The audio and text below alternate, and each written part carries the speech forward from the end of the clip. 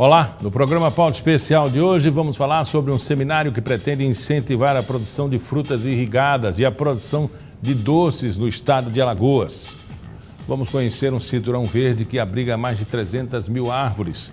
E você vai saber também por que o sururu se tornou patrimônio imaterial de Alagoas.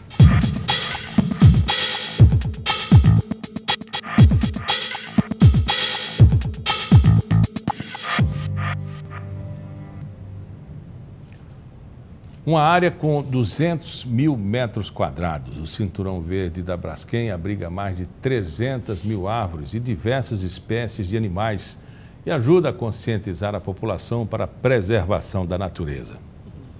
Quem diria que há 30 anos essa vegetação era só areia? Tudo que se vê aqui foi plantado pela mão humana a partir de 1987. A área tem 200 mil metros quadrados e pertence à fábrica Braskem do Grupo Odebrecht. De início foi criado um cinturão verde, que virou algo maior. A gente percebeu o grande interesse da comunidade alagoana em nos visitar, em conhecer e até observar o que estava sendo feito de recuperação ambiental nesse espaço. E aí surgiu a ideia de se estruturar um centro de educação ambiental. Logo na entrada, um painel informa sobre as instalações do parque e também sobre a fauna e a flora. O Cinturão Verde, na verdade, ele é um criadouro conservacionista. É um posto avançado de reserva da biosfera e aqui a gente pode encontrar uma série de espécies da Mata Atlântica e, além disso, cerca de 50 espécies animais. No total, são 400 animais nessa região. O Cinturão Verde ganhou o selo da Biosfera concedido pela Unesco em reconhecimento à recuperação, preservação da área e pelas ações de educação ambiental. Aqui é possível ver exemplos de angico, da craibeira, árvore símbolo de Alagoas e nativa do sertão e do agreste do estado, do pau-brasil, além da figueira Benjamin, que é originária da Índia. Por pura sorte, presenciamos uma cena difícil de acontecer. A gente está vendo agora uma cena rara, essa cutia que vai passando aqui. Só para vocês terem uma ideia, esse animal costuma sair somente à noite. Não dá para chegar muito perto, ele é um animal arisco. Se a gente chegar perto, logicamente ele vai sair, mas é muito raro, ele nunca aparece de dia.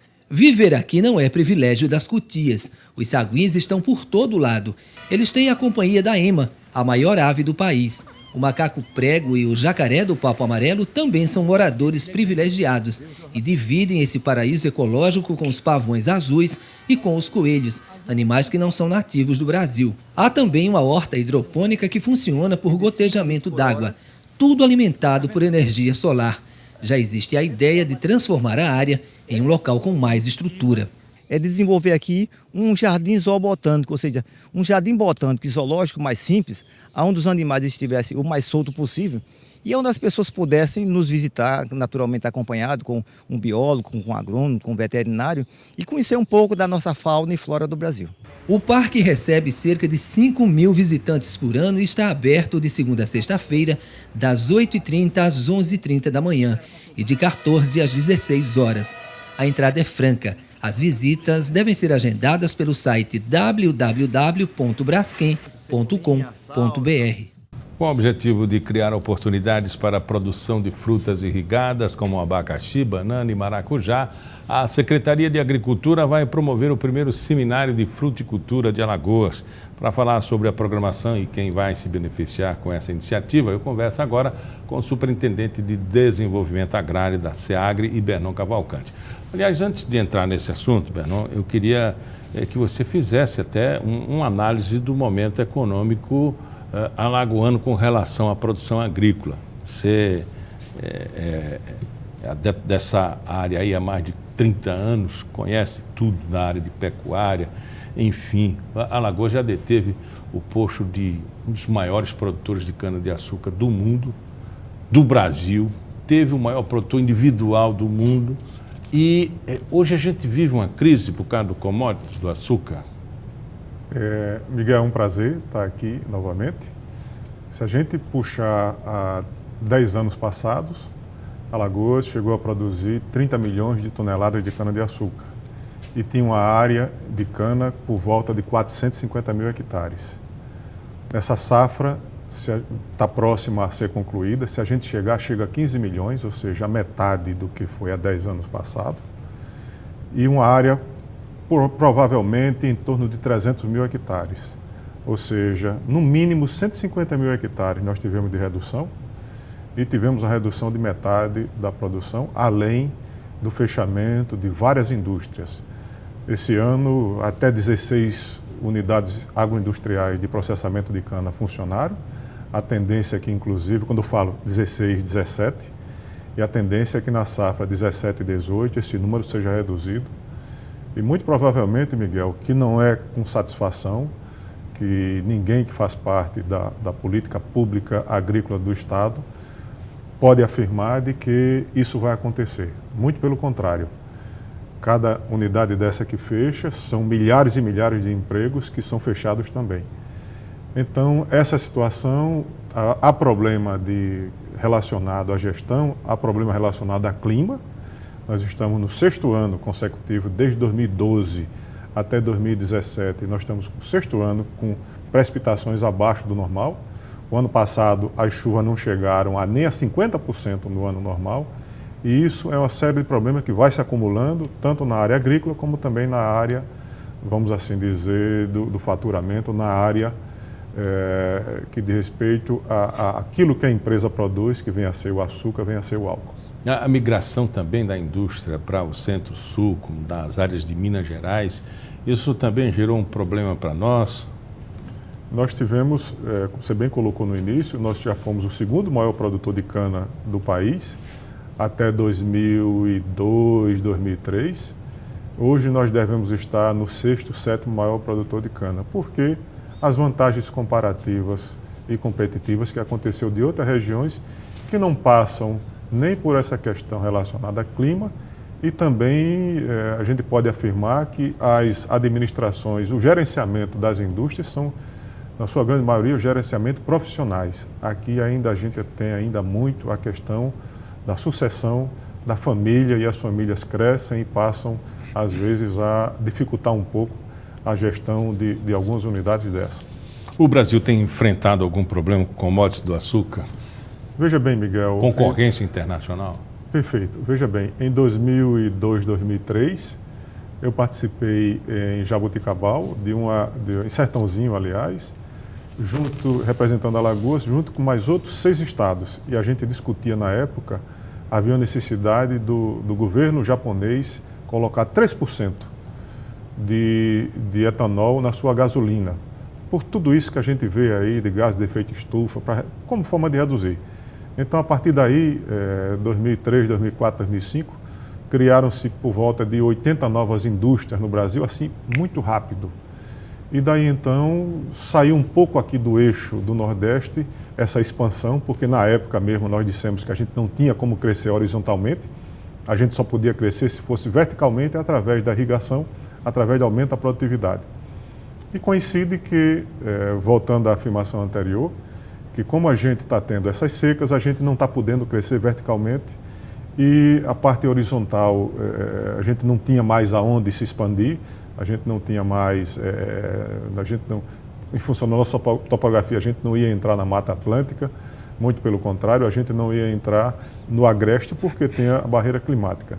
Daí então foi natural que inclusive algumas unidades industriais aqui do estado transferissem seu eixo principal para a região do Centro-Oeste, seja a parte de Minas Gerais ou inclusive São Paulo, em que nós temos várias indústrias que têm 1, 2, até 4 indústrias fora daqui do estado de Alagoas, mas são originadas aqui de Alagoas. O barramento do projeto de álcool, né, de adicionar o álcool, a gasolina, do preço concorrer diretamente com a gasolina, a pressão internacional sufocou, de certa maneira, a indústria, que apostou muito nisso, mas, de qualquer sorte, vamos dizer assim, o governo não acompanhou a política desenvolvida por ele mesmo?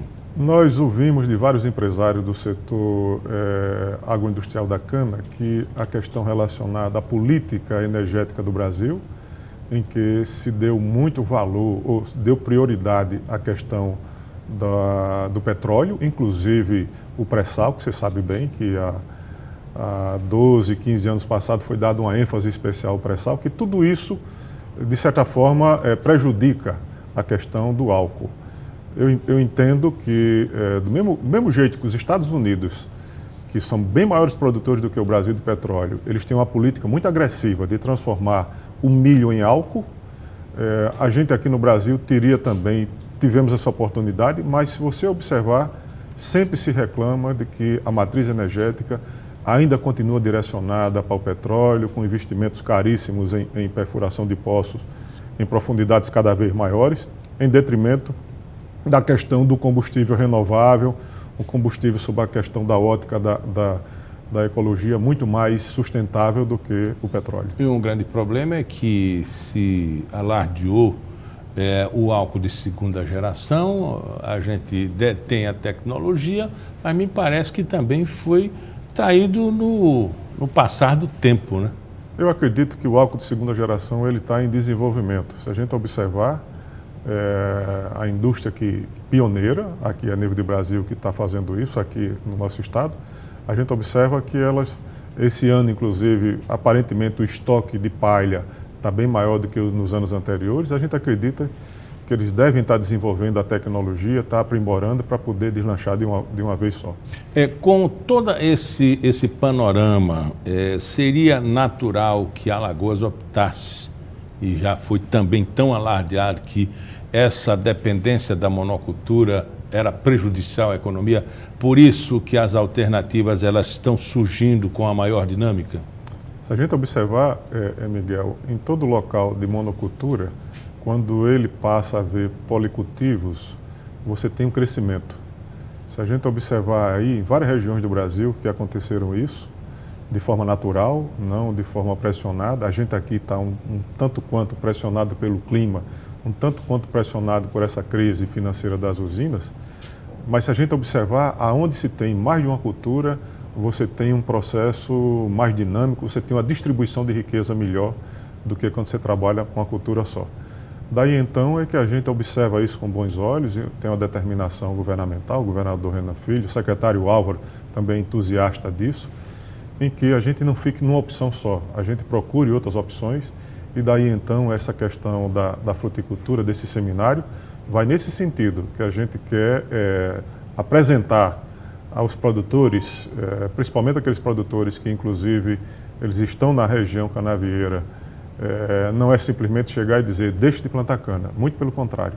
Agora vamos ter a cana-de-açúcar como uma das culturas e ter outras opções que inclusive o Estado importa muito e que nem sempre a gente observa desse volume de frutas que a gente está comercializando que vem de outros estados. Agora, superintendente, de qualquer sorte, a crise hídrica está instalada e não vai chover de uma hora para outra, né? O tempo ele vai permanecer do jeito que está.